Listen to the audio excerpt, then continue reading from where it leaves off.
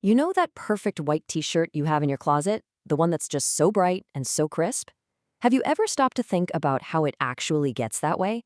It seems so simple, but behind that clean color is this whole fascinating and honestly pretty complex world of industrial chemistry. So let's dive in. Right, so here's the first thing you need to know. Cotton, when it comes right off the plant, it isn't actually that pure white you see in a store. Natural fibers have all sorts of, coloring matter in them. Tiny little impurities that give them a yellowish, sometimes even a grayish tint.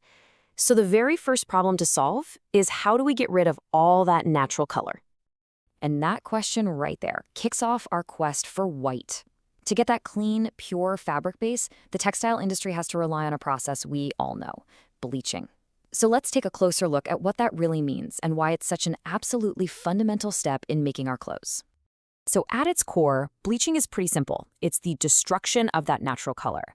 But the really critical part of this definition is the second half, without diminishing the tensile strength of the fabric. See, you have to destroy the color, but you can't destroy the fabric itself.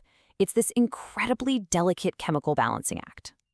And it turns out, bleaching isn't just about making things look good. I mean, getting a permanent white is definitely goal number one, but it's also a vital prep step for everything that comes after. When you remove all those natural impurities, you actually make the fabric way more absorbent. And that is crucial if you want to dye or print on it. Without a good bleach, you just end up with splotchy, uneven colors. It would look terrible. So let's start with the first major player in the bleaching game, hypochlorite. This is the classic, the original, the one you'd probably recognize from the bleach under your sink. For a very long time, this was the go-to for cotton. But, as we're about to see, it's a powerful tool that's actually pretty tricky to get right. In this family, you've basically got two main options. On the one side, there's calcium hypochlorite. Its biggest selling point? It is cheap. The downside is that it's not very stable, and it leaves behind this kind of chalky residue that can make the fabric feel really harsh. Then you've got sodium hypochlorite, which is the liquid stuff we're more used to. It's way more stable, and since it's soluble, it leaves no residue, which is a huge advantage for quality. This quote right here, this gets to the absolute heart of the problem with hypochlorites. It's all about the pH, that scale of acidity to alkalinity. Getting that level exactly right isn't just important, it is absolutely critical. If you mess this up, you can ruin a whole batch of fabric in a heartbeat. And this slide shows you exactly why. Just think of the pH level like a control knob. If you turn that knob too low and it gets too acidic, the bleach goes wild and literally starts eating the cotton fibers. But if you turn it way too high, making it super alkaline, the whole reaction just grinds to a halt. You have to nail this super narrow sweet spot right in the middle to get a bleach that's both safe and effective.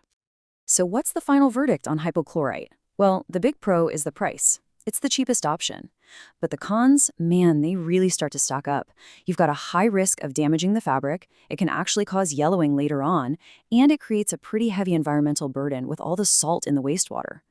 These drawbacks are exactly why the industry started looking for a better way. And that better way is hydrogen peroxide.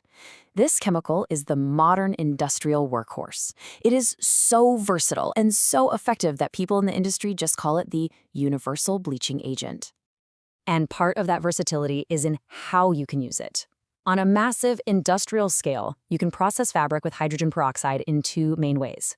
You can either do it in giant loads, which is called a batch method, or you can run it through a non-stop assembly line, which is the continuous method.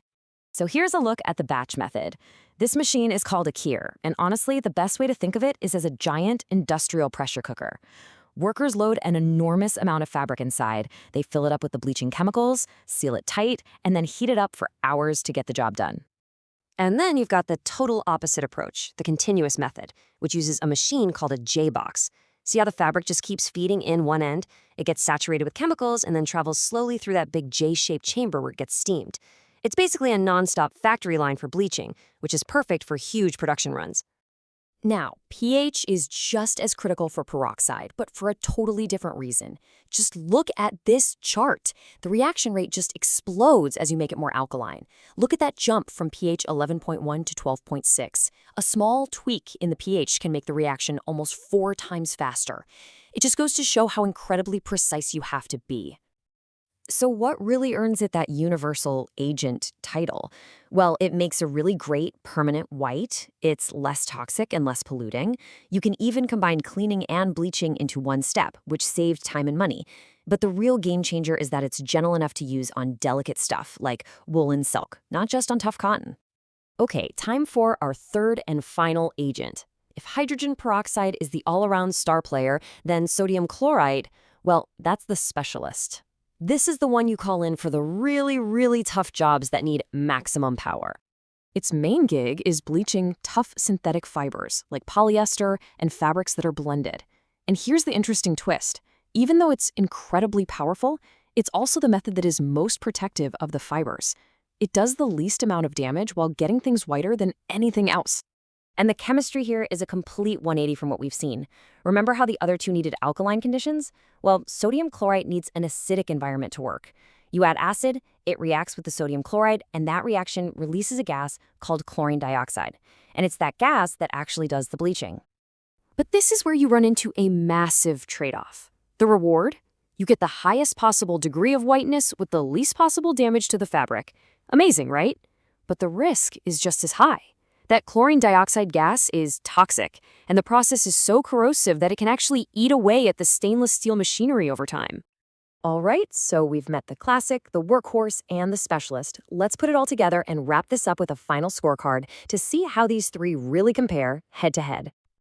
And this table really tells the whole story, doesn't it? You've got hypochlorite, that's your cheap option for cotton, but it's risky and not great for the environment. Then there's hydrogen peroxide, the versatile, less polluting star of the show, that true universal agent. And finally, you have sodium chlorite, the high-performance specialist for synthetics, which gives the best results but comes with serious safety warnings. Each one has its own specific job to do. So there you have it. That's the complex, hidden science behind something as simple as a white shirt. And now that you know about the intense chemistry, the environmental impact, and all the risks involved, it kind of leaves you with a final question, doesn't it? Is chasing that absolute perfect whitest white always worth the cost? It's something to think about next time you reach for that t-shirt.